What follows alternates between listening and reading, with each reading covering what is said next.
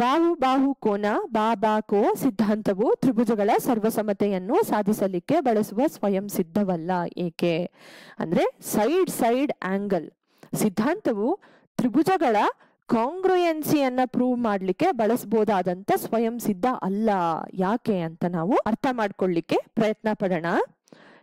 ಯಾವುದಾದರೂ ಒಂದು ತ್ರಿಭುಜದ ಬಾಹು ಕೋನ ನಮಗ್ ತಿಳಿದಿದ್ರೆ ಆ ಕೋನದಲ್ಲಿ ಬೇರೆ ಬೇರೆ ಪ್ರಕರಣಗಳನ್ನ ನಾವು ಪರಿಗಣಿಸೋಣ. ಆ ತ್ರಿಭುಜದ ಸರ್ವಸಮನಾದ ಮತ್ತೊಂದು ತ್ರಿಭುಜವನ್ನ ರಚಿಸ್ಲಿಕ್ಕೆ ಪ್ರಯತ್ನ ಪಡೋಣ. ಆಗ ನಮಗೆ ಸ್ಪಷ್ಟವಾಗಿ ಸರ್ವಸಮತೆಯನ್ನ ಸಾಧಿಸ್ಲಿಕ್ಕಾಗುತ್ತಾ ಅಥವಾ ಅಸ್ಪಷ್ಟತೆ ಕಂಡು ಬರುತ್ತಾ ಅಂತ ನೋಡೋಣ. ಮೊದಲನೇ ಪ್ರಕರಣ ಬಂದು ನಮಗ್ ತಿಳಿದಿರುವ ಕೋನ ಬಂದು ಲಘು ಕೋನವಾಗಿದ್ರೆ ಅಂದ್ರೆ 90 ಡಿಗ್ರಿಗಳಿಗಿಂತ ಕಡಿಮೆ ಇದ್ರೆ, ಎರಡು ಬಾಹುಗಳು ತಿಳಿದಿದೆ, ಒಂದು ಕೋನ ತಿಳಿದಿದೆ, ಆ ಕೋನ ಬಂದು ಲಘು ಕೋನ ಆಗಿದೆ. ಒಂದು ತ್ರಿಭುಜವನ್ನ ರಚಿಸ್ಕೊಳ್ಳೋಣ. ಎರಡು ಬಾಹು ತಿಳಿದಿದೆ, ಗುಲಾಬಿ ಬಣ್ಣದ ಬಾಹುವಿನ ಅಳತೆ, ನೀಲಿ ಬಣ್ಣದ ಬಾಹುವಿನ ಅಳತೆ ಮತ್ತು ಒಂದು ಲಘು ಕೋನ.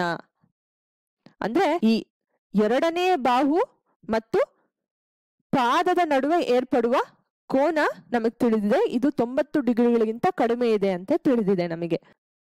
ಇಲ್ಲಿ ಗಮನದಲ್ಲಿಟ್ಕೊಳ್ಳಿ, ಈ ಗುಲಾಬಿ ಬಣ್ಣದ ಬಾಹುವಿಗೂ ಮತ್ತು ಕೋನಕ್ಕೂ ಯಾವುದೇ ರೀತಿಯ ಸಂಬಂಧ ಇಲ್ಲ ಮತ್ತು ಈ ಹಳದಿ ಬಣ್ಣದ ಬಾಹುವಿನ ಅಳತೆ ನಮಗೆ ತಿಳಿದಿಲ್ಲ. ಈ ಒಂದು ತ್ರಿಭುಜವನ್ನ ನಾವು ABC ಅಂತ ಕರೆಯೋಣ. ಈ ತ್ರಿಭುಜ ABC ಯಲ್ಲಿ 3 ಕೋನಗಳು ಲಘು ಕೋನಗಳಾಗಿದೆ, 90 ಡಿಗ್ರಿಗಳಿಗಿಂತ ಕಡಿಮೆ ಬರ್ತಿದೆ. ಈ ಒಂದು ತ್ರಿಭುಜಕ್ಕೆ ನಾವು ಸರ್ವಸಮನಾದ ಮತ್ತೊಂದು ತ್ರಿಭುಜವನ್ನ ರಚಿಸ್ಲಿಕ್ಕೆ ಪ್ರಯತ್ನ ಪಟ್ಟಾಗ ಮೊದಲಿಗೆ ನಾವು ಈ BCನ ಅಳತೆ ತಿಳಿದಿರೋ ಕಾರಣ ಒಂದು ಪಾದವನ್ನ ಬರ್ಕೊಳ್ಳೋಣ. ಯಾವುದಾದ್ರೂ ಅಳತೆಯ ಪಾದವನ್ನ ಬರ್ಕೊಳ್ಳೋಣ.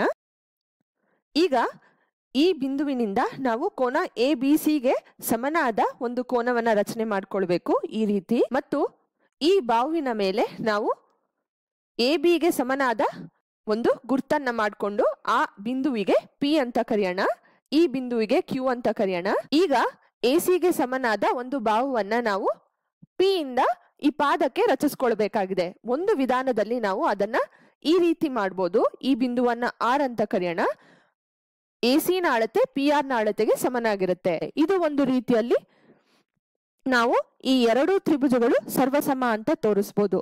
ಅಂದ್ರೆ ತ್ರಿಭುಜ ABC ಮತ್ತು ತ್ರಿಭುಜ PQR ಅನ್ನ ಪರಿಗಣಿಸಿದ್ರೆ AB PQಗೆ ಸಮನಾಗಿತ್ತು, AC PR ಗೆ ಸಮನಾಗಿತ್ತು ಮತ್ತು ಕೋನ B ಕೋನ Qಗೆ ಸಮನಾಗಿತ್ತು. ಎರಡು ಕೂಡ ಲಘು ಕೋನಗಳಾಗಿತ್ತು. ಇದು ಒಂದು ರೀತಿಯಲ್ಲಿ ನಾವು ಈ PR ಅನ್ನ ಈ ಪಾದದ ಜೊತೆ ಸೇರಿಸಿದಾಗ ಮೂಡಿ ಬರುವ ಒಂದು ಪರಿಕಲ್ಪನೆ. ಅದೇ ಮತ್ತೊಂದು ವಿಧಾನದಲ್ಲಿ ಕೂಡ ನಾವು ಈ ಎರಡನೇ ತ್ರಿಭುಜದ ಮೂರನೇ ಬಾಹುವನ್ನ ಸೇರಿಸಬಹುದು. ಅದು ಹೇಗೆ ಅಂದ್ರೆ ಈ ಒಂದು ಕೋನ ಮತ್ತು ಲಘು ಕೋನವಾಗಿದ್ರೆ ಅಂದ್ರೆ ತೀವ್ರವಾಗಿದ್ರೆ ಈ ರೀತಿಯಲ್ಲಿ ಕೂಡ ನಾವು ಈ PR ಅನ್ನ ಈ ಪಾದದ ಜೊತೆ ಸೇರಿಸಬಹುದು. ಅದನ್ನ R' ಅಂತ ಕರೆಯೋಣ. PR' ಬಂದು AC ಗೆ ಸಮನಾಗಿರುತ್ತೆ. ಈಗ ನಾವು ಎರಡು ತ್ರಿಭುಜಗಳನ್ನ ಪರಿಗಣಿಸಿದ್ರೆ ಅಂದ್ರೆ ತ್ರಿಭುಜ ABC ಮತ್ತು ತ್ರಿಭುಜ PQR' ನ ಪರಿಗಣಿಸಿದ್ರೆ AB PQಗೆ ಸಮನಾಗಿದೆ, AC PR' ಸಮನಾಗಿದೆ ಮತ್ತು ಕೋನ B ಕೋನ Qಗೆ ಸಮನಾಗಿದೆ. ಎರಡು ಕೂಡ ಲಘು ಕೋನಗಳೇ ಆಗಿದೆ. ಆದ್ರೆ ನೀವಿಲ್ಲಿ ಗಮನಿಸಬೇಕಾಗಿರುವ ವಿಚಾರ ಅಂದ್ರೆ ಇಲ್ಲಿ ಏರ್ಪಡ್ತಿರುವ ಒಂದು ಕೋನ, ಈ ಶೃಂಗ R' ನಲ್ಲಿ ಏರ್ಪಡ್ತಿರುವ ಒಂದು ಕೋನ ಬಂದು ಅಧಿಕ ಕೋನವಾಗಿದೆ. ಅಂದ್ರೆ 90 ಡಿಗ್ರಿಗಳಿಗಿಂತ ಹೆಚ್ಚು ಕಂಡು ಬರ್ತಿದೆ. ಆದ್ರೆ ನಮ್ಮ ಮೊದಲನೇ ತ್ರಿಭುಜದಲ್ಲಿ ಶೃಂಗ C ನಲ್ಲಿ ಏರ್ಪಟ್ಟಿದ್ದು ಬಂದು ಒಂದು ಲಘು ಕೋನ. ಆದ್ರೆ ಇಲ್ಲಿ ಕಂಡು ಬರ್ತಿರೋದು ಅಧಿಕ ಕೋನ. ಮೊದಲನೇ ವಿಧಾನದಲ್ಲಿ ನಾವು PR ನ ಪಾದದ ಜೊತೆ ಸೇರಿಸಿದ್ರೆ ನಮಗೆ ಯಾವುದೇ ಒಂದು ಸಂದೇಹ ಬರ್ತಿರ್ಲಿಲ್ಲ. ಆದ್ರೆ ಎರಡನೇ ವಿಧಾನದಲ್ಲಿ ಸಹ ನಾವು ಪಾದದ ಜೊತೆ ಸೇರಿಸಬಹುದಾದ ಕಾರಣದಿಂದ ಇಲ್ಲಿ ಒಂದು ಅಸ್ಪಷ್ಟತೆ ಏರ್ಪಡ್ತಿದೆ. ಹಾಗಾಗಿ ಈ ಎರಡು ತ್ರಿಭುಜಗಳು ಸರ್ವಸಮನಾಗಿರುವುದಿಲ್ಲ. ಯಾಕೆ ಅಂದ್ರೆ ಎರಡು ವಿಧಾನದಲ್ಲಿ ನಾವು ಮೂರನೇ ಬಾಹುವನ್ನ ಪಾದದ ಜೊತೆ ಸೇರಿಸಬಹುದಿತ್ತು. ಹಾಗಾಗಿ ಎರಡನೇ ವಿಧಾನ ಮೊದಲನೇ ವಿಧಾನಕ್ಕಿಂತ ಭಿನ್ನ ಅರ್ಥವನ್ನು ಕೊಡ್ತಿದೆ. ಹಾಗಾಗಿ ಈ ಒಂದು ಪ್ರಕರಣ ಅಸ್ಪಷ್ಟವಾಗಿದೆ. ಹಾಗಾಗಿ ಬಾ ಬಾ ಕೋ ಸಿದ್ಧಾಂತ ಒಂದು ಈ ಸಂದರ್ಭದಲ್ಲಿ ಸ್ವಯಂ ಸಿದ್ಧ ಆಗ್ಲಿಕ್ಕೆ ಸಾಧ್ಯ ಇಲ್ಲ. ಈಗ ಮತ್ತೊಂದು ಪ್ರಕರಣದ ಕಡೆ ಗಮನ ಹರಿಸೋಣ. ಪ್ರಕರಣ 2 ಬಾ ಬಾ ಕೋ ಅಲ್ಲಿ ಕೋನ ಬಂದು ಅಧಿಕ ಕೋನವಾಗಿದ್ರೆ, ಅಂದ್ರೆ 90 ಡಿಗ್ರಿಗಳಿಗಿಂತ ಹೆಚ್ಚಿನ ಕೋನವಾಗಿದ್ರೆ, ಒಂದು ಬಾಹುವಿನ ಅಳತೆ ಗೊತ್ತಿದೆ ನಮಗೆ, ಆ ಬಾಹು ಮತ್ತು ಪಾದದ ನಡುವೆ ಇರುವ ಕೋನ ಬಂದು 90 ಡಿಗ್ರಿಗಳಿಗಿಂತ ಹೆಚ್ಚು ಅಂತ ಕೂಡ ಗೊತ್ತಿದೆ. ಅಂದ್ರೆ 120 ಡಿಗ್ರಿ ಇರ್ಬೋದು, 135 ಡಿಗ್ರಿ ಇರ್ಬೋದು. ಈ ರೀತಿ ಒಂದು ವಿಶಾಲ ಕೋನ ಆಗಿರುತ್ತೆ. ಮತ್ತು ಈ ಮೂರನೇ ಬಾಹು ಕೂಡ ನಮಗೆ ತಿಳಿದಿದೆ, ಅದರ ಅಳತೆ ಎಷ್ಟು ಅಂತ ತಿಳಿದಿದೆ. ಇದನ್ನ ABC ಅಂತ ಕರೆಯೋಣ. ಈಗ ಈ ತ್ರಿಭುಜಕ್ಕೆ ಸರ್ವಸಮನಾದ ಮತ್ತೊಂದು ತ್ರಿಭುಜವನ್ನ ರಚನೆ ಮಾಡ್ಕೊಳ್ಳೋಣ. BC ನ ಅಳತೆ ತಿಳಿದಿರೋ ಕಾರಣ ನಾವು ಯಾವ್ದಾದ್ರೂ ಒಂದು ಅಳತೆಯ ಪಾದವನ್ನ ಬರ್ಕೊಳ್ಳೋಣ. ಈಗ ಈ ಬಿಂದುವಿನಲ್ಲಿ ಕೋನ ABCಗೆ ಸಮನಾದ ಕೋನವನ್ನ ರಚನೆ ಮಾಡ್ಕೊಳ್ಳೋಣ. ಈ ರೀತಿ ಈ ಒಂದು ಪ್ರಕರಣದಲ್ಲಿ ಈ ಕೋನ 90 ಡಿಗ್ರಿಗಳಿಗಿಂತ ಹೆಚ್ಚಿರುತ್ತೆ. ಮತ್ತು ಈ ಒಂದು ಬಾಹುವಿನ ಮೇಲೆ ABಗೆ ಸಮನಾದ ಒಂದು ಬಿಂದುವನ್ನ ನಾವು ಗುರ್ತು ಮಾಡ್ಕೊಳ್ಳೋಣ, P ಅಂತ ಕರೆಯೋಣ. ಈ ಬಿಂದುವನ್ನ Q ಅಂತ ಕರೆಯೋಣ. ಈಗ ಈ P ನಿಂದ ACಗೆ ಸಮನಾದ ಒಂದು ಬಾಹುವನ್ನ ನಾವು ಈ ಪಾದಕ್ಕೆ ಸೇರಿಸಬೇಕಾದ್ರೆ ಇರೋ ಒಂದೇ ವಿಧಾನ ಅಂದ್ರೆ ಅದು ಈ ರೀತಿ. ಹಾಗಾಗಿ PR ನ ಅಳತೆ AC ನ ಅಳತೆಗೆ ಸಮನಾಗಿರುತ್ತೆ, PQ ನ ಅಳತೆ AB ನ ಅಳತೆಗೆ ಸಮನಾಗಿರುತ್ತೆ. ಇರುವ ಕೋನ ಬಂದು ಅಧಿಕ ಕೋನವಾಗಿದ್ರೆ ಬಾಹು ಬಾಹು ಕೋನ ಈ ಎರಡು ತ್ರಿಭುಜಗಳ ಸರ್ವಸಮತೆಯನ್ನ ಸಾಧಿಸ್ಲಿಕ್ಕೆ ಬಳಸ್ಕೊಳ್ಬಹುದು. ಯಾವುದೇ ಒಂದು ಅಸ್ಪಷ್ಟತೆ ಕಂಡು ಬರ್ತಿಲ್ಲ. ಮೂರನೇ ಪ್ರಕರಣ ಅಂದ್ರೆ ಈಗ ಅಧಿಕ ಕೋನ ಆಯ್ತು, ಲಘು ಕೋನ ಆಯ್ತು, ಅದೆರಡರ ಮಧ್ಯ ಇರುವ ಲಂಬ ಕೋನ. ಅಂದ್ರೆ ಕೊಟ್ಟಿರುವ ಕೋನ 90 ಡಿಗ್ರಿಗಳಿಗೆ ಸಮನಾಗಿದ್ರೆ ಒಂದು ಬಾಹುವಿನ ಅಳತೆ ತಿಳಿದಿರುತ್ತೆ ನಮಗೆ, ಮತ್ತು ಆ ಬಾಹು ಮತ್ತು ಪಾದದ ನಡುವೆ 90 ಡಿಗ್ರಿಗಳು ಅಂದ್ರೆ ಲಂಬ ಕೋನ ಏರ್ಪಟ್ಟಿರುತ್ತೆ. ಆದ್ರೆ ಈ ಪಾದದ ಅಳತೆ ಅಂದ್ರೆ ಈ ಹಳದಿ ಬಣ್ಣದ ಅಳತೆ ಎಷ್ಟು ಅಂತ ನಮಗೆ ತಿಳಿದಿಲ್ಲ. ಈ ಗುಲಾಬಿ ಬಣ್ಣದ ಬಾಹುವಿನ ಅಳತೆ ಕೂಡ ನಮಗೆ ತಿಳಿದಿರುತ್ತೆ. ಈ ತ್ರಿಭುಜಕ್ಕೆ ಸರ್ವಸಮನಾದ ಮತ್ತೊಂದು ತ್ರಿಭುಜವನ್ನ ರಚನೆ ಮಾಡ್ಕೊಳ್ಳಿಕ್ಕೆ ನಾವು ಮೊದಲಿಗೆ ಯಾವುದಾದ್ರೂ ಒಂದು ಅಳತೆಯ ಪಾದವನ್ನ ಬರ್ಕೊಳ್ಳೋಣ. ಮತ್ತು ಈ ಬಿಂದುವಿನಿಂದ 90 ಡಿಗ್ರಿಗಳನ್ನ ಈ ರೀತಿ ರಚನೆ ಮಾಡ್ಕೊಳ್ಳೋಣ. ಈ ಒಂದು ನೀಲಿ ರೇಖೆಯ ಮೇಲೆ AB ನ ಅಳತೆಗೆ ಸಮನಾದ ಒಂದು ಬಿಂದುವನ್ನ ಪರಿಗಣಿಸಿ ಅದನ್ನ P ಅಂತ ಕರೆಯೋಣ. ಈಗ PQ ನ ಅಳತೆ AB ನ ಅಳತೆಗೆ ಸಮನಾಗಿರುತ್ತೆ. ಮತ್ತು ಈ P ಬಿಂದುವಿನಿಂದ ನಾವು AC ನ ಅಳತೆಗೆ ಸಮನಾದ ಒಂದು ಬಾಹುವನ್ನ ತಗೊಳ್ಬೇಕಾದ್ರೆ ಇರೋ ಒಂದೇ ವಿಧಾನ ಬಂದು ಅದು ಈ ರೀತಿ. PR ನ ಅಳತೆ AC ನ ಅಳತೆಗೆ ಸಮನಾಗಿರುತ್ತೆ.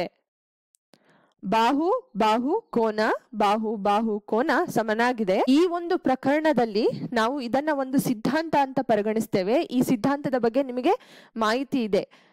ಇದು ಲಂಬ ಕೋನ, ರೈಟ್ ಆಂಗಲ್, ಇದು ಹೈಪೋಟ್ಯೂನ್ಯೂಸ್, ಮತ್ತು ಇದು ಒಂದು ಬಾಹು ಸೈಡ್. ಹಾಗಾಗಿ ಇದನ್ನ ನಾವು RHS ಸಿದ್ಧಾಂತ ಅಂತ ಕೂಡ ಕಲ್ತಿದ್ದೇವೆ. ಈ ಒಂದು ಪ್ರಕರಣದಲ್ಲಿ ಕೂಡ ನಮಗೆ ಎರಡು ತ್ರಿಭುಜಗಳ ಸರ್ವಸಮತೆಯನ್ನ ಸಾಧಿಸ್ಲಿಕ್ಕೆ ಸುಲಭ ಆಗುತ್ತೆ. ಯಾವುದೇ ಒಂದು ಅಸ್ಪಷ್ಟತೆ ಕಂಡು ಬರೋಲ್ಲ.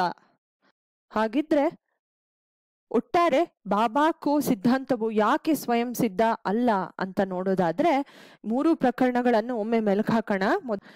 ಮೊದಲನೇ ಪ್ರಕರಣ ಅಂದ್ರೆ ಬಾಬಾಕೋ ಅಲ್ಲಿದ್ದ ಕೋನ ಬಂದು ಲಘು ಕೋನ ಆಗ ಈ ಗುಲಾಬಿ ಬಣ್ಣದ ಬಾಹುವನ್ನ ನಾವು 2 ರೀತಿಗಳಲ್ಲಿ ರಚಿಸ್ಕೊಳ್ಬಹುದಿತ್ತು. ಎರಡನೇ ರೀತಿಯಲ್ಲಿ ಅಧಿಕ ಕೋನ ಉಂಟಾಗ್ತಿತ್ತು. ಹಾಗಾಗಿ ಈ 2 ತ್ರಿಭುಜಗಳು ಸರ್ವಸಮ ಅಂತ ಹೇಳಲಿಕ್ಕೆ ಅಸಾಧ್ಯ ಆಗ್ತಿತ್ತು ಮತ್ತು ವಿಭಿನ್ನ ಅರ್ಥಗಳು ಬರ್ತಾ ಹೋಗ್ತಿತ್ತು. ಎರಡನೇ ಪ್ರಕರಣದಲ್ಲಿ ನಮಗೆ ತಿಳಿದಿದ್ದ ಕೋನ ಬಂದು ಅಧಿಕ ಕೋನ. ಈ ಪ್ರಕರಣದಲ್ಲಿ 2 ತ್ರಿಭುಜಗಳು ಸರ್ವಸಮ ಅಂತ ಹೇಳೋದು ಸುಲಭ ಆಗಿತ್ತು. ಮೂರನೇ ಪ್ರಕರಣದಲ್ಲಿ ಲಂಬ ಕೋನ ಇತ್ತು. ಈ ಲಂಬ ಕೋನದಲ್ಲಿ ತಿಳಿದಂತ ನಿಯಮ RHS ಸಿದ್ಧಾಂತ ಅಥವಾ ಲಂ ವಿ ಬಾ ಅಂದ್ರೆ ಲಂಬಕೋನ, ವಿಕರ್ಣ ಅಂದ್ರೆ ಹೈಪೋಟಿನ್ಯೂಸ್ ಮತ್ತು ಬಾಹು, ಈ ಒಂದು ಸಿದ್ಧಾಂತವೇ ಈ ಪ್ರಕರಣ ಆಗಿತ್ತು. ಈ ಒಂದು ಪ್ರಕರಣದಲ್ಲಿ ನಾವು 2 ತ್ರಿಭುಜಗಳು ಸರ್ವಸಮ ಅಂತ ಇನ್ನೊಂದು ರೀತಿಯಲ್ಲಿ ಕೂಡ ಹೇಳ್ಬೋದಿತ್ತು. ಒಂದು ಲಂಬಕೋನ ತ್ರಿಭುಜ ಇದ್ದಾಗ ಅದರ 2 ಬಾಹುಗಳು ತಿಳಿದಿದ್ರೆ 3ನೇ ಬಾಹುವನ್ನ ನಾವು ಪೈಥಾಗರಸ್ ಪ್ರಮೇಯದ ಮುಖಾಂತರ ತಿಳಿದುಕೊಳ್ಬಹುದಾಗಿತ್ತು. ಹಾಗೆ ಮಾಡೋದ್ರಿಂದ ನಾವು ಇದನ್ನ ಬಾಹು ಬಾಹು ಬಾಹು ಸಿದ್ಧಾಂತದ ಮುಖಾಂತರ ಕೂಡ ಈ 2 ತ್ರಿಭುಜಗಳು ಸರ್ವಸಮ ಅಂತ ತೋರಿಸ್ಬೋದಿತ್ತು. ಒಟ್ಟಾರೆಯಾಗಿ ಹೇಳೋದಾದ್ರೆ ಬಾಬಾಕೋ ಸಿದ್ಧಾಂತವು ಕೆಲವಷ್ಟು ಪ್ರಕರಣಗಳಲ್ಲಿ 2 ತ್ರಿಭುಜಗಳು ಸರ್ವಸಮ ಅಂತ ಹೇಳಲಿಕ್ಕೆ ಸಹಾಯ ಮಾಡ್ತಿದೆ. ಆದ್ರೆ ಕೆಲವಷ್ಟು ಪ್ರಸಂಗಗಳಲ್ಲಿ ವಿಭಿನ್ನ ಅರ್ಥಗಳನ್ನ ಕೊಡ್ತಾ ಹೋಗ್ತಿದೆ.